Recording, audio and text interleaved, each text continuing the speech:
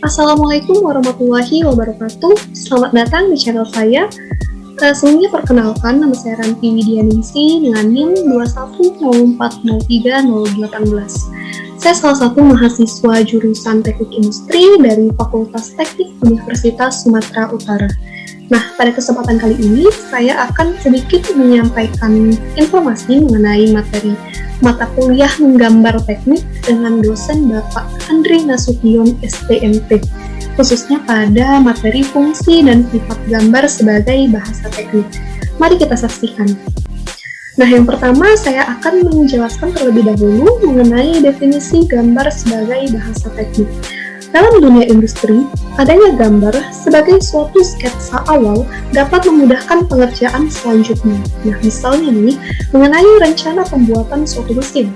Struktur dan bentuk mesin yang ada di dalam pemikiran seorang insinyur dapat dituangkan ke dalam sebuah kertas dan dikomunikasikan dengan orang lain dengan bentuk sketsa. Nah, misalnya seperti dua gambar yang saya lampirkan berikut ini. Ini merupakan hasil dari ide ataupun gagasan seorang insinyur ataupun seorang ahli gambar, di mana ide dan gagasannya mereka tuangkan ke suatu kertas dan menghasilkan suatu sketsa gambar. Nah, kemudian ada fungsi-fungsi gambar. Nah, gambar berfungsi yang pertama sebagai penyampaian informasi visual. Artinya, gambar dapat meneruskan maksud dari ide perancangan kepada orang yang bersangkutan dengan tepat, sehingga dapat lebih mudah dimengerti dan memudahkan proses berikutnya. Seperti gambar yang saya lampirkan berikut ini, seorang insinyur ataupun seorang ahli gambar dapat meneruskan maksud dari ide dan gagasan mereka kepada orang lain dengan tepat. Nah, salah satunya yaitu menggunakan sketsa gambar. Nah, kemudian fungsi gambar yang kedua yaitu sebagai media merealisasikan ide. Artinya, gagasan atau ide yang sudah dipikirkan dapat dituangkan ke dalam suatu bentuk sketsa. Nah, kemudian fungsi gambar yang ketiga yaitu sebagai penyimpanan informasi. Artinya, gambar dapat disimpan dan digunakan sebagai bahan informasi untuk perbaikan atau memperbarui produk di kemudian hari. Nah, misalnya nih, satu perusahaan mereka mengumpulkan dan menyimpan beberapa sketsa gambar produk mereka dari tahun ke tahun. Nah, ini dapat mereka manfaatkan sebagai bahan perbaikan produk mereka di kemudian hari. Nah, kemudian kita akan membahas mengenai pengembangan gambar dan keadaan referensi. Seiring dengan perkembangan zaman, gambar teknik yang semula hanya gambar konsep kini berubah menjadi fungsi gambar untuk menyampaikan informasi dan cara berpikir dengan menetapkan standar gambar. Nah, standar gambar ini kemudian akan memberikan aturan dan spesifikasi serta standarisasi agar gambar dapat ditafsirkan sama oleh setiap orang. Nah, kemudian ada sifat-sifat gambar. Sifat-sifat gambar ini dapat kita lihat yaitu terbagi menjadi 6.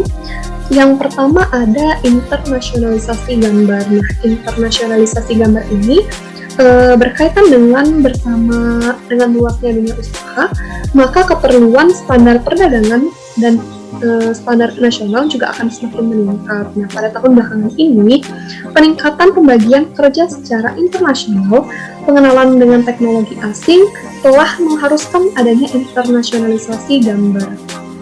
Nah, kemudian sifat gambar yang kedua yaitu mempopulerkan gambar. Nah, dalam lingkungan teknologi tinggi, akibat dari dikenalnya teknologi, maka golongan yang harus mempergunakan gambar juga akan semakin meningkat jumlahnya. Nah, akibatnya diperlukanlah mempopulerkan gambar. Nah, kemudian yang ketiga ada perumusan gambar. Perumusan gambar ini mencakup menyediakan keterangan gambar agar gambar dapat lebih mudah dimengerti. Nah, kemudian ada sistematika gambar. Sistematika gambar ini mencakup penyajian gambar di mana dengan memperhatikan toleransi bentuk, toleransi ukuran, serta keadaan permukaan kulit. Nah, kemudian ada penyederhanaan gambar.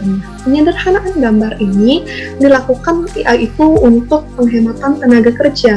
Nah, selain itu juga dapat mempersingkat waktu dan juga dapat meningkatkan menggunakan mutu rencana.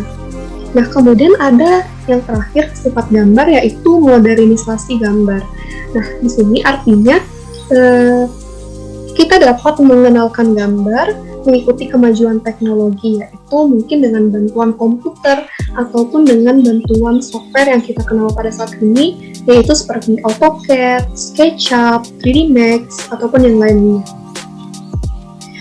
Nah, kemudian ada sifat gambar dan pengembangan standar gambar. Nah, ini dapat kita lihat juga terbagi tiga, yaitu kepastian gambar, kemudian hubungan antara sifat dan fungsi gambar, serta sifat dan pengembangan standar gambar. Nah, yang pertama kita akan bahas mengenai kepastian gambar. Dalam hal kerjasama internasional, kepastian internasional diinginkan oleh setiap gambar, di mana lambang harus digunakan, serta bahasa dan pengertiannya juga harus seragam secara internasional. Nah, oleh karena itu, dalam pembuatan standar, hal yang terpenting adalah sampai sejauh mana kepastian gambar tersebut dapat dikompromikan dengan ketentuan kondisi optimal dari standar yang harus ditetapkan. Nah, kemudian ada hubungan antara sifat dan fungsi gambar. Ini dapat kita lihat berarti yaitu sifat suatu gambar sangat berhubungan erat dengan beberapa fungsi gambar. Nanti akan saya terangkan pada slide berikutnya. Nah, kemudian sama halnya dengan sifat dan pengembangan standar gambar. Ini juga berarti suatu sifat gambar dapat dipengaruhi ataupun berhubungan erat dengan suatu standarisasi gambarnya. Ini dapat kita lihat pada slide berikut ini.